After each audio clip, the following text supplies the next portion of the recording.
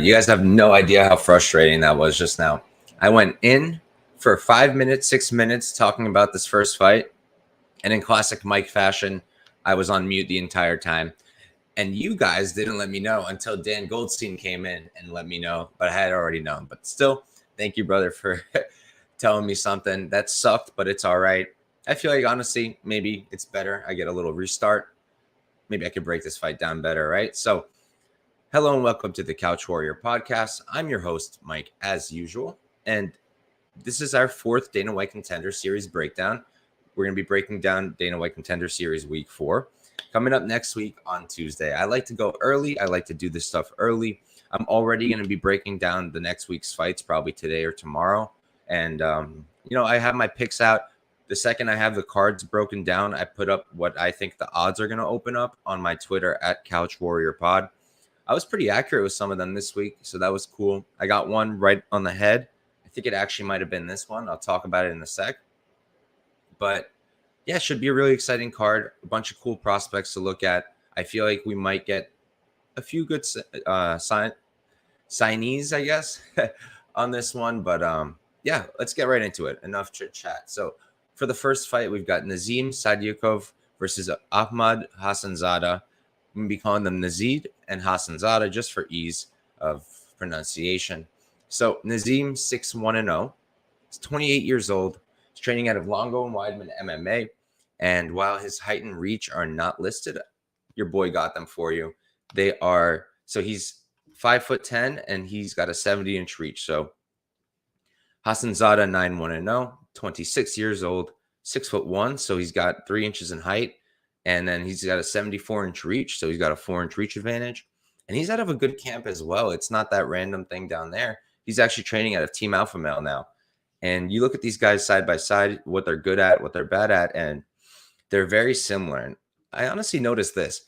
I feel like Dana said, we're not doing grappling this season. We're just not. So because you look at this card, almost everyone's got a terrible ground game. And there's like very few matchups where one guy's got a significant grappling edge over the other. Like, it's clear that the matchmakers and Dana no longer want something like that. So I just thought it was interesting because there are quite a few fighters here whose takedown defense is severely lacking. And if they do get signed and fight a grappler in the UFC, they're going to have a hard time, but we'll talk about them as it comes. So starting with Nazim, he's got a good amateur record as well, 4-0, undefeated there as well. My brother's calling me. Talk to him later. His striking is solid, right? So I think that in terms of who's got the crisper, cleaner striking, I'm giving it to Nazim. In terms of who's got a better output, uses more creative strikes, uses all their weapons like knees and elbows, it's going to be Hassanzada. Who's more creative with their combos? Hassanzada. Who's going to be the guy pressing forward here? It's probably more than likely going to be Hassanzada.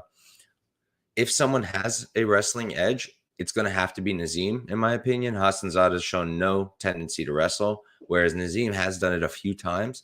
And he is training with guys like, Aljamain Sterling, Merab Devashvili. So I'm sure that's also been building into this line. I'm sure it's been baked into this line. So, excuse me. I feel like as long as Hassanzada can keep this fight on the feet, he's going to make Nazim's life very difficult. And his takedown defense is pretty good as well. Dan Goldstein saying, morning, brother, we would call that early mute a smoke-related issue. That's honestly exactly what it was. I woke up way too late today and then had my morning bowl. And then I was like, oh, damn, I got to record now. So, yeah, honestly, you're probably not wrong. It's probably exactly what happened. But don't tell anybody, Dan. So, yeah, I think that as long as Hassanzada is not getting taken down, which is a possibility, I think he wins this fight. Now, you look at his takedown defense, right? I mentioned that it wasn't very good.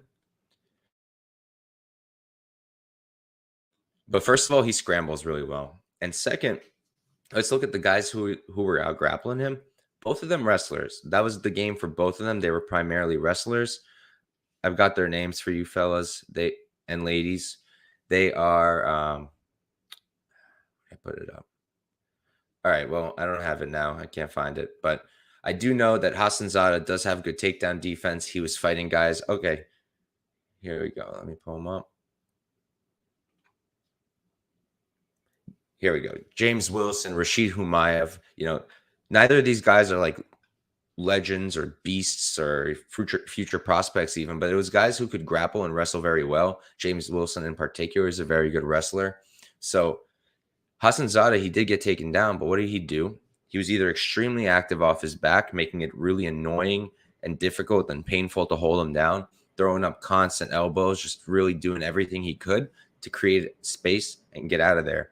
And then he's also pretty good at keeping it up on the feet without needing to get up, I do think that maybe if Nazim shoots, he'll get a takedown or two here, but I don't think he's going to rack up much control time. And on the feet, I really do think that while Nazim is going to be more safe, he's going to be the more defensively sound fighter, and maybe the crisper one. I think it's going to be Hassanzada finding more success on the feet. He's just got more weapons. He mixes everything up really nicely. So I do think he wins this fight. And then get this, he's a plus 230 underdog. So I think that's fantastic. When I did my odds predictions, which is something I'm playing with lately, where I'm just trying to do, I'll break down the card early before the odds are out, and then I'll try to predict what I think the odds will open at, not what I think they should. And I hit this one nail on the head. I was very hyped. So I predicted minus 150 for Nazim, plus 125 Hassanzada. It opened minus 150 Nazim, plus 130 Hassanzada. So I was damn close to being on the dot. And I thought that line made more sense. And I was going to bet Hassanzada at that line. But then he blew up. Everybody came on this guy Nazim. I guess he saw the pictures with, they saw the pictures with Sterling, with Merab. We're like, all right, this guy can grapple probably. And then they saw Hassanzada get taken down immediately in his last fight. And we're like, easy money. But you just got to run the table a little longer. And then you see it's really not the case. So I got plus 230. I think you can get like plus 225 right now, plus 220. I think you should take that if you like the bet. I mean, obviously, don't bet it if you're not feeling what I'm feeling. But if you are, I like the line still quite a bit. Let's see what our brothers in the chat are saying. Victor, thank you for tuning in, man. I joined live for like 30 seconds. Couldn't hear. Yeah. I literally, I was so pissed at myself, man. When I saw that mute button, I was like, Mike, come on. Dan, fight comes down to whose name sounds more Russian. LOL, I have no data. Hassanzada is not even close to Russian, so you're going to have to give it to Nazim. But Nazim, I don't know him very well. I don't know him personally at all, but he does seem to be out of Brooklyn. That's where I'm from. So I would assume he's probably the Russian one here. All right, but we'll move on to this. This matchup's actually really interesting, especially for a WMMA fight on the Contender series. I feel like normally those fights are very one-sided, with one clear prospect who the UFC wants and somebody else who will never be there. And I don't think that's the case here. I think we've got two really tough women, and I think that the loser could eventually find their way into the UFC as well. So we've got Hailey Cowan fighting Claudia Leite.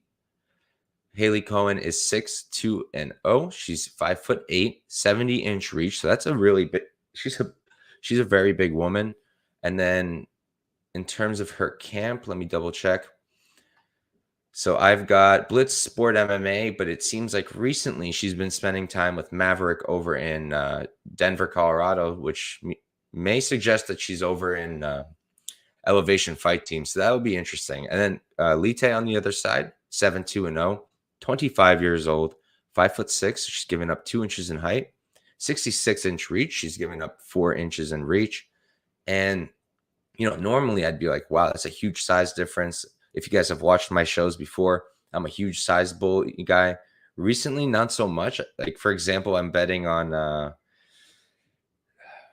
Moldavsky Maori fight tonight for Bellator, and Maori made Moldavsky look like a flyweight. So recently, I haven't really been following the whole weight bully thing, size bully thing, but I do think it matters, but not in this fight. So first off, you got Cowan. She's 2 inches taller, 3-inch reach advantage, like I mentioned. Leite is the younger fighter here, though. Now, let's look at their competition, right? So combined record of competition for Cowan, 12-15-0, losing record. Meanwhile, on Leite, it's 31-25-0. So definitely give the slight competition advantage to Leite. Now, let's check out their striking, right? Let's go step by step. Let's check out their striking. Who's the better striker here? I think it's Leite. I do. Cowan's pretty crisp in the striking. Her combinations and accuracy are there. I like her feints. I like the jab, and I like her front kick to the body. I think she's very slick with it. But I just like Leite's striking more. I don't know what it is. I think she's faster. I think she's crisper. I think she mixes weapons really nice. Also, great jab. Uses the leg kicks really well. Mixes targets really well. Also has a great front kick. And I think she's more dangerous in the pocket. You look at their power. 2 KO wins for Cowan, 3 KO wins for Leite. Neither of these women have ever been knocked out. And Leite's never been finished, period. Cowan has been submitted 2 times, one of them not being too long ago. And it was a big upset victory for her opponent, I believe, who was like a plus 300. I was actually just watching that fight not too long ago. Let me pull it up. Kelly Clayton in 2020 submitted her with a guillotine choke. So she's not perfect at all. She has been finished twice by submission. She does have 2 sub wins of her own. Leite's got 1 sub win of her own. So like I do give the striking kind of to Leite. And then you look at their defense in the striking. I think Cowan's way more hittable. Like Leite has her hands up. She does a good job of getting out of the distance once she lands her own stuff. And the one thing I don't like is she'll plant her feet sometimes, which will leave her hittable. But overall, I do like her striking better. And then for the offensive grappling, right? You look at Cowan, she kind of depends on her strength and being able to outmuscle her opponents, pick them up, put them on the ground. Leite isn't going to allow that. Leite's got good hips. She scrambles really well, and her takedown defense is just good. And the offensive grappling from Leite, the entries aren't the most beautiful thing, but she is good at getting her opponents down, and she's even better at holding them down. She'll wrap up those legs. She does all the right things. I really liked what I saw on her ground game. She could get stuck against the fence and fighting a much larger woman. That can happen here, but she has been pretty good at reversing that position. And then you look at the defensive grappling. So Cowan, not great. Like she fought Claudia. We all know her. A lot of us know her. She's a great boxer. Not the best ground game, but it has been improving. But she was taking down Cowan. She was out grappling Cowan, which was not a great look considering Leite is definitely a good grappler. And then, like I mentioned, the competition. And then you look at the odds, right? Like I kind of expected Cowan to open up heavy favorite, not because I thought she deserved it, just because I'm kind of you start to understand how the bookies open the lines, right? Like what kind of hype they look at, like how hype can affect the line. And I had a feeling that it would open up around here. And now what is it now? It's +1. Oh, wow. The line actually just moved a bunch today. So right before the show, it was +175, I believe. And then, or not before the show, a few hours ago, I thought it was 175 or +165. Now it's +155, -180 Cowan. Yeah, I still like Leite. I like Leite at dog odds. I think that she's got all the tools to win this fight. My one concern is her size disadvantage here, but I think that she's got an experience edge here. I think she's got a striking edge here, and I think that as long as she can handle the strength of Cowan, I think she has a grappling edge too. So I got her at +175, +155. I guess it's still playable. I would keep it small. I only played this for a half unit. Same with Hassanzada, half unit. I just don't like it. I don't like going too heavy on these kinds of fights. Let's catch up with the chat a bit. Dan's been cracking me up lately. So let's see. Gonna go with the trend and go with the younger fighter wins. Yeah, honestly, I feel like that has been happening a lot. Let's see. Quagmire, Pat Berry go with the younger girl. Blindly picking the dog. Oh, my guy Kiarik's in the chat. What's good, man? Not always blindly picking the dog. Jeez Louise. But a lot of the time. Dan, preferably at 3-1 odds. Not Angela Hill this week. Hey. I don't want any Angie slander at all in this chat, all right? Angela Hill has lost me a tremendous amount of money. But realistically, it's not her fault. It's the judge's fault, all right? She got messed up. It wasn't her fault.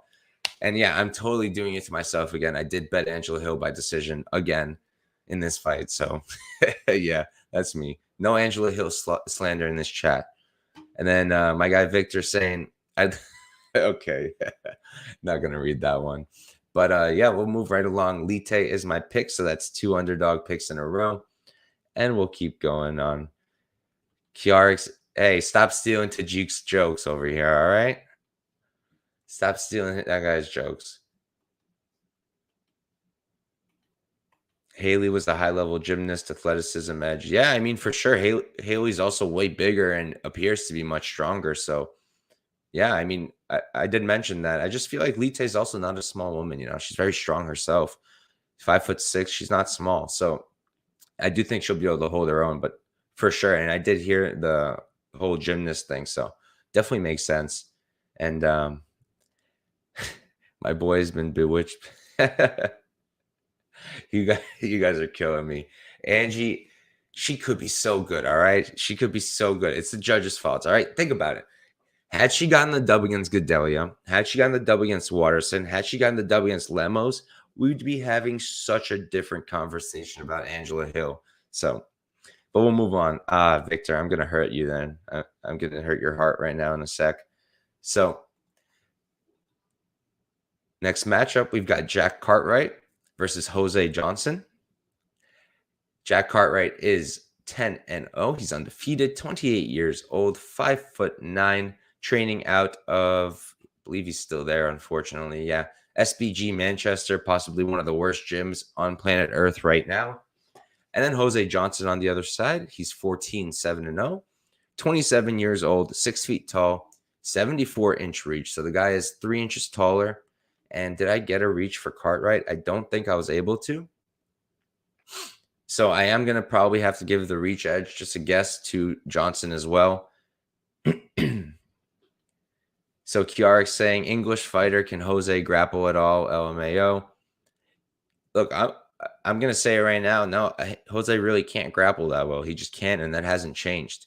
Like, I think that what's happening here is a lot of people are seeing that Cartwright is another guy who's, yeah, you're right. I messed that up. It's SBG Ireland. That's the worst camp in the planet.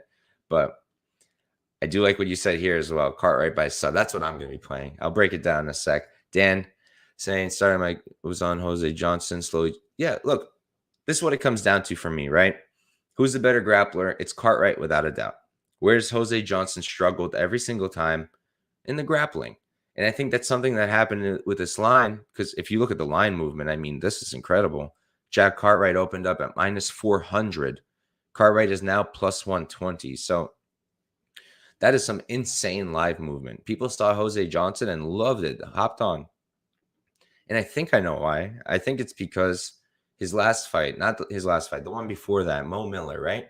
We all know Mo Miller came onto the Contender series, extremely high-level wrestling, uses it literally to knock people out with slams, comes onto the Contender series, wins a dominant fight, but Dana didn't want that grapple and stuff. He just didn't want to sign him for it. So fast forward a little bit. Before that, also Jose Johnson lost to Ronnie Lawrence. We all saw that. Ronnie Lawrence, I think, has been exposed a little bit. Now everybody can understand that Ronnie Lawrence is a high output wrestler, not a highly technical wrestler. And that was exposed in his last fight.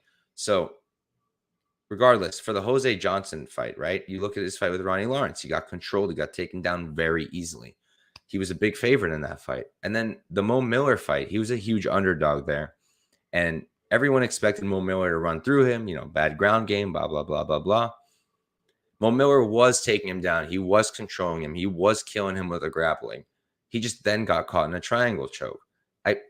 I'm not like, I can't say it won't happen 100%. I can't look into the future, but I really, really, really don't think that Jack Cartwright is getting submitted here, man. I mean, 10 pro fights, 4 amateur fights. He's never been submitted. He's never quite been in danger down there. He's got 5 submission wins of his own.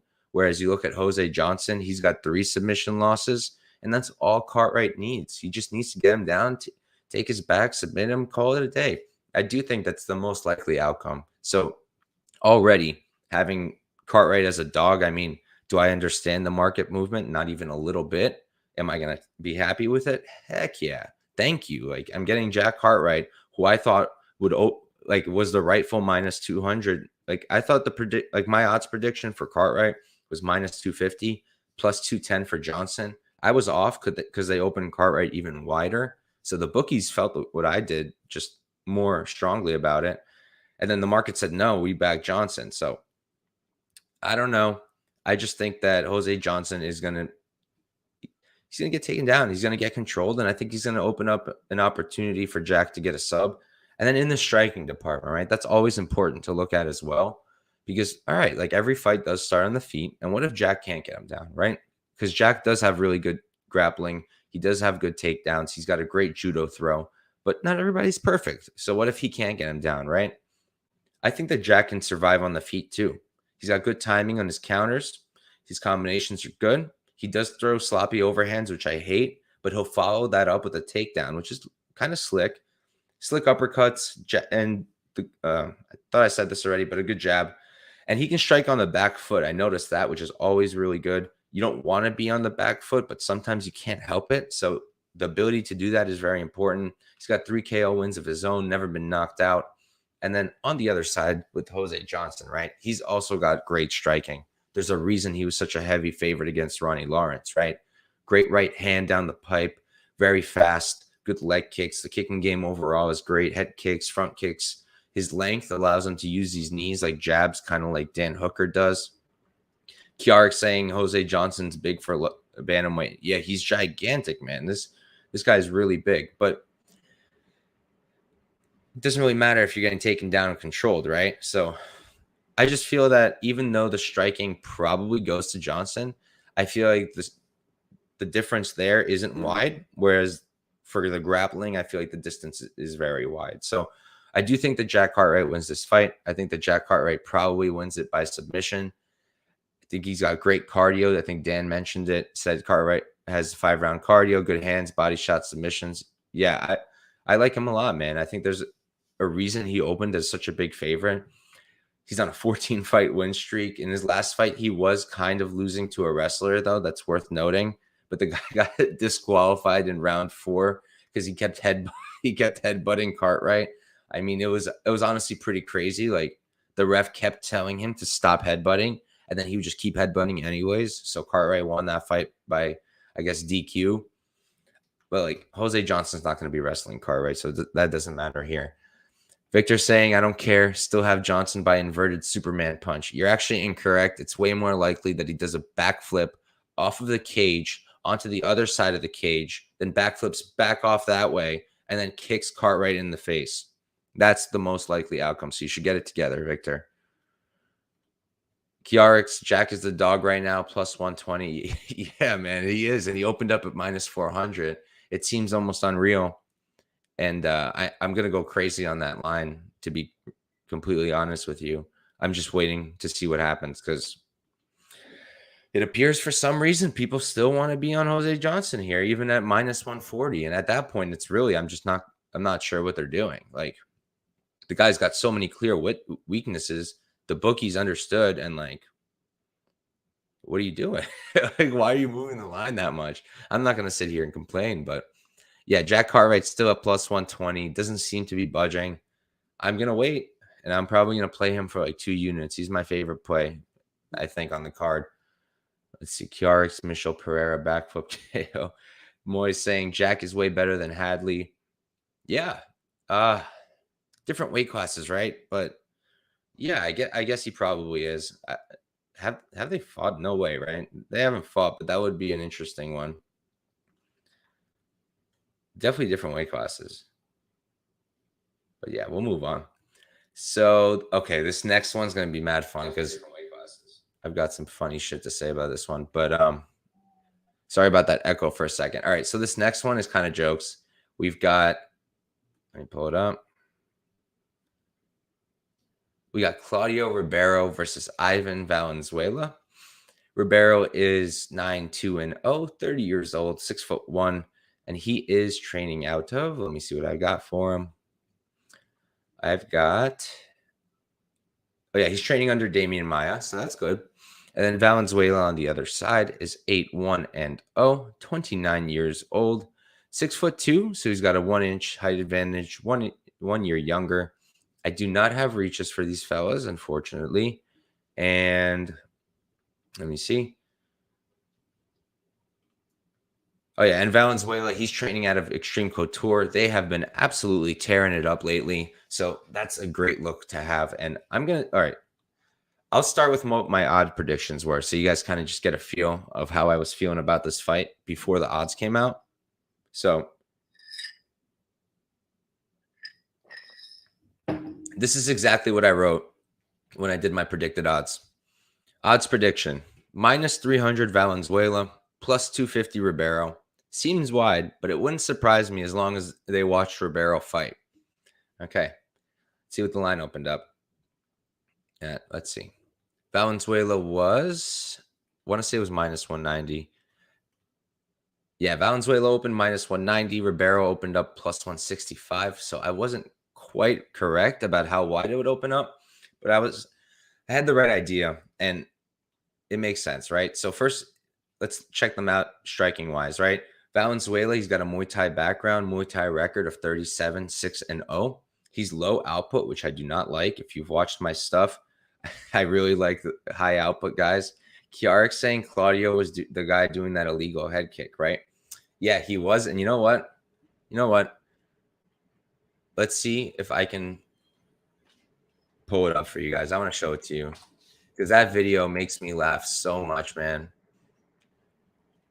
It's just too good. If anyone doesn't know what I'm talking about, there's this video of Ribeiro in his last fight, and like towards the end of the fight, okay, here it is. Let me talk about it before I play it.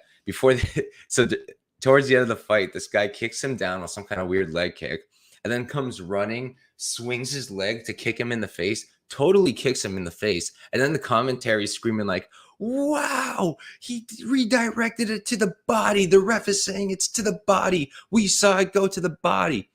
Yo, tell me this is to the body, all right? You guys tell me if this was to the body. Like a kick by Kelsey. Last minute of the fourth round. Oh, my God, that was almost an illegal kick, but he got it to the body. That was legal. Look, let's do it again. Let's do it again. Inside leg kick by Kelsey. Last minute of the fourth round. Oh, my God, that was almost an illegal kick, but he got it to the body. That was... Bro, and you hear them saying that was almost. Like, what are you talking about? That was directly to this man's thought. Like, but all right, enough joking around. We can go back. We can go back to yeah, we can go back to the fights. But that was too good, man. I spent an atrocious amount of time laughing about that to myself. So, anyways, back to the matchup itself. I just think that realistically, Valenzuela's got him covered everywhere in terms of the striking, right? Ribeiro, it's decent. Nothing horrible, but it's a bit hooky for my liking. He's also very low output. He really depends on those hooks. And you watch my stuff, I like high output and I like straight strikes and a ton of jabs. And he doesn't do any of those things. He pretty much only has those hooks. I like his front kicks. Those are good. And I would give him the slight output advantage while they're both low output fellas. I would give him the slight output advantage. And yeah, I left so many notes to myself about that head kick thing. But Ribeiro's got 8 KO wins. He's got 0 KO losses, so that's important. Valenzuela never been finished, though. 4 KO wins, 0 KO losses. Ribeiro, no submission wins. He's been submitted once himself. Whereas you look at Valenzuela, he's got 3 submission wins, all by guillotine, though. His Brazilian jiu-jitsu is pretty good. Good triangle, good transitions in general. And he's got a nice sweep from bottom. I like what Valenzuela does better. Like, I just like what he does better overall. His wrestling is better. He can't really hold top position very well, but he can get guys down. Whereas Ribeiro, he's got weak takedown defense. He's all right against the fence, but overall, he's getting taken down pretty easily. And like you watch one of his, I forgot which fight it was, but he was getting grapple effed in round 1 against a short notice Brazilian journeyman. And like, that is just not a good look. Valenzuela, he's not a wrestler necessarily. Like I said, Muay Thai background, but it's something that he can do. It's something that he has done.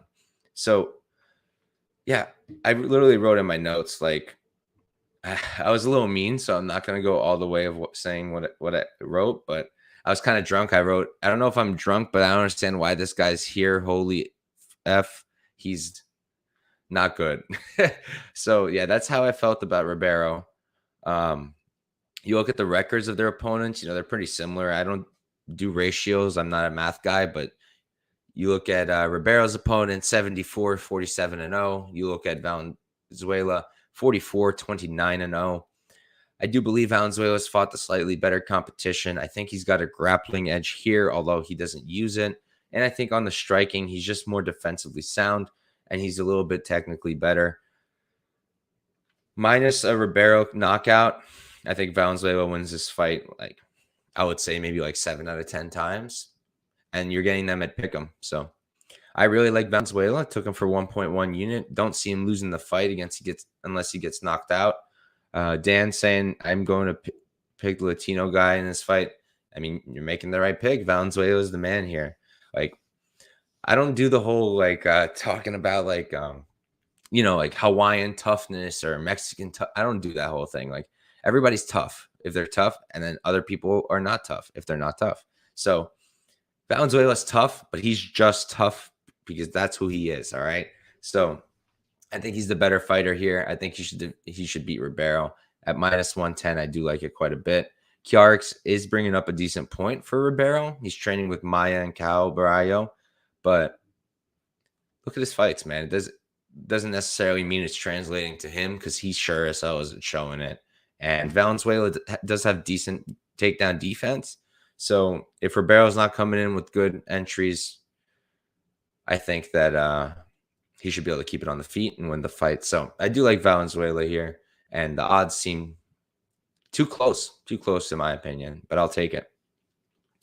And we're up to the main event of the evening, our last fight. And honestly, this is a hype job if I've ever seen one. And I'm not even sure what happened here, to be honest. So it's not like this line has blown up too much. It has blown up quite a bit. Ribovics opened up at minus 250. Paull opened up at plus 210. Paul's now plus 285. Ribovics now minus 350.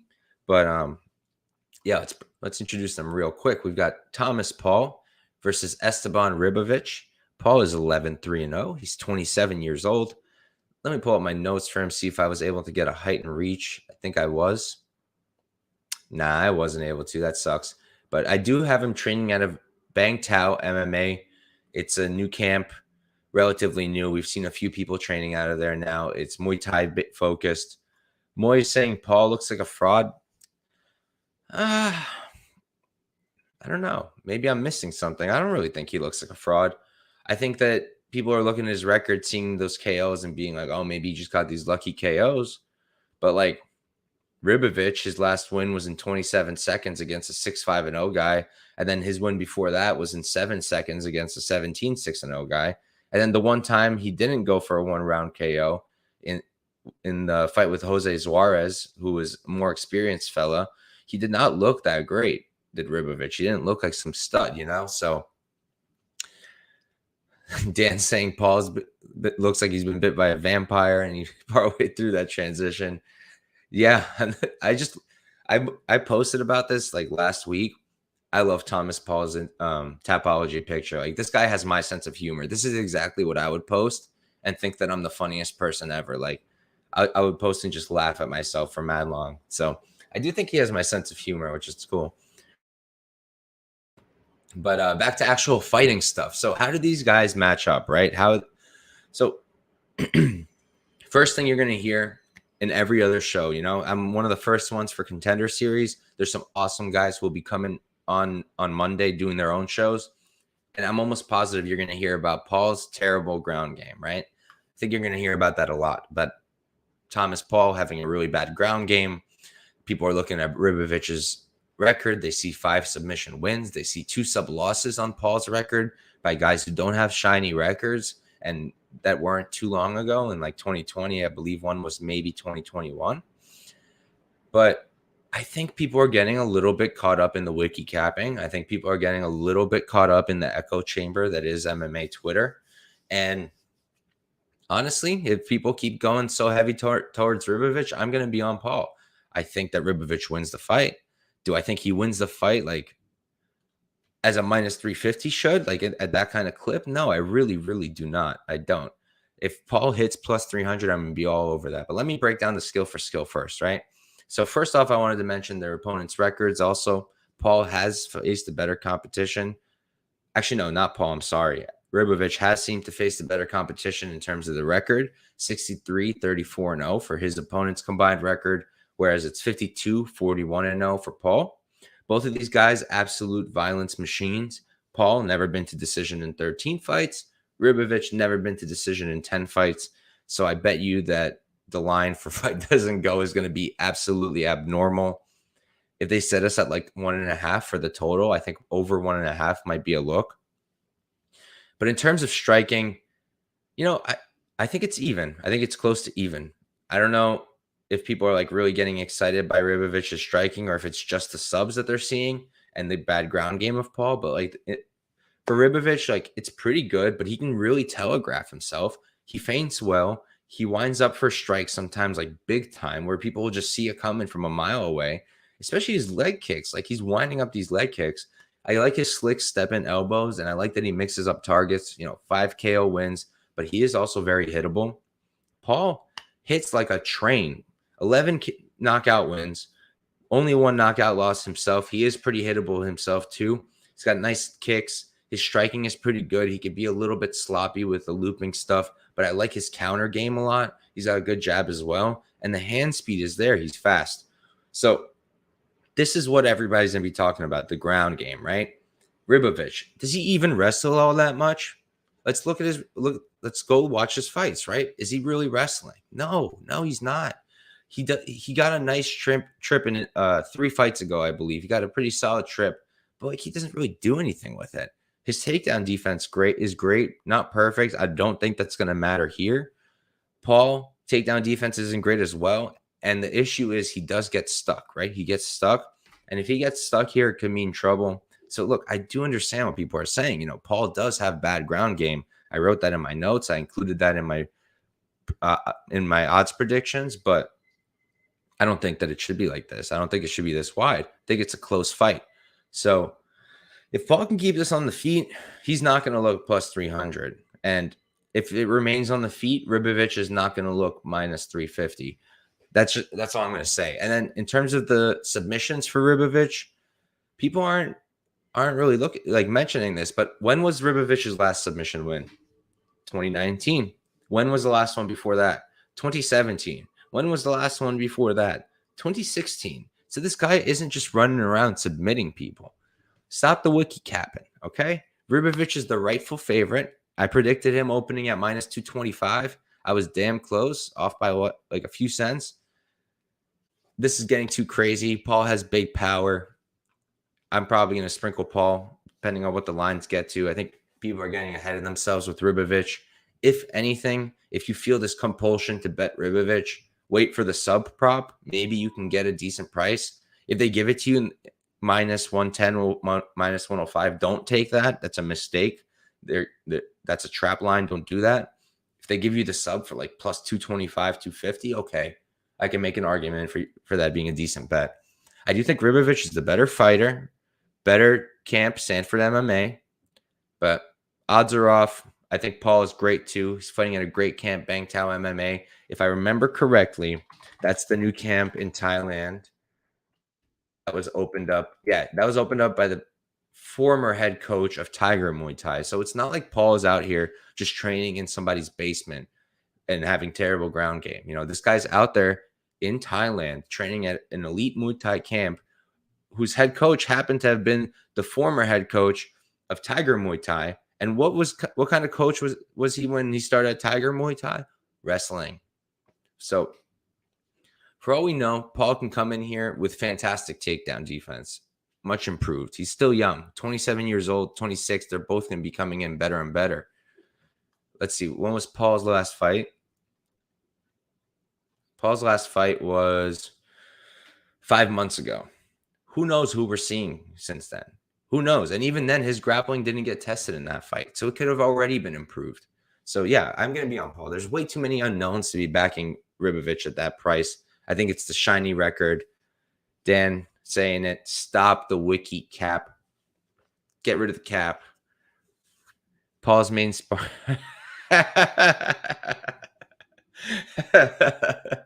That's money. That's money again. Honestly, I'm just gonna leave that up for the rest of the stream. We're pretty much done, but I'll just leave it up anyways. So yeah, thank you guys for tuning in. That's a card. I'll run through my picks one more time. I'll run through my actual plays one more time, and then I'll let you guys know the one play I'm waiting on, the two plays I'm waiting on. So the picks, these are picks, not who I want, not who I'm gonna bet, right? Ribovics is my pick of who I think wins, but I think there's way too many holes to be betting in minus 300, and I think plus 300, I think it's a good spot.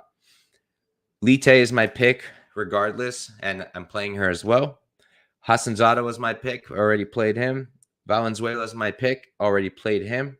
And Cartwright is my pick, and we are going to be playing him, especially with this madness going on with people giving him us at dog odds. So, yeah, that's it. That's it for us. Not picks, leans. There you go, Kiarx. Took the words right out of wherever I was supposed to take them out of. If it loses, I never pick them. Nah, I'm not one of those guys, bro. I'm not one of those guys. Like, for example, if Ribovics wins, I'm not going to be like, oh, I said he should win. Nah, like if Ribovics wins and I back Paull, I'm going to have to admit Ribovics proved me wrong. If I back Paull, I can't go and say, oh, I was just playing the value. Like, nah, you're not going to catch me doing that shit. That's not how I roll. I accept it when I lose, and I like it when I win, but that's about it. Dan, thank you for coming in, man. I really appreciate all you guys who tune in, listen to my stuff. I do this for you. Like, I just spent this last entire week taping.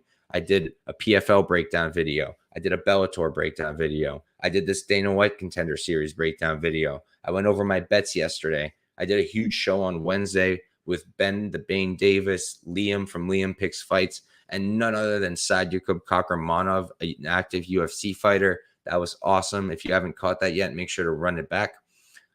Follow me on Couch Warrior Pod on Twitter. And yeah, Kiarx saying Bellator soon. Let's go. Good luck. Let me run through my Bellator bets for anybody who cares. So first, I'll do the Contender Series bets. It's Hassanzada plus 230, half a unit. Leite plus 175, half a unit. And then Valenzuela minus 110, 1.1 units.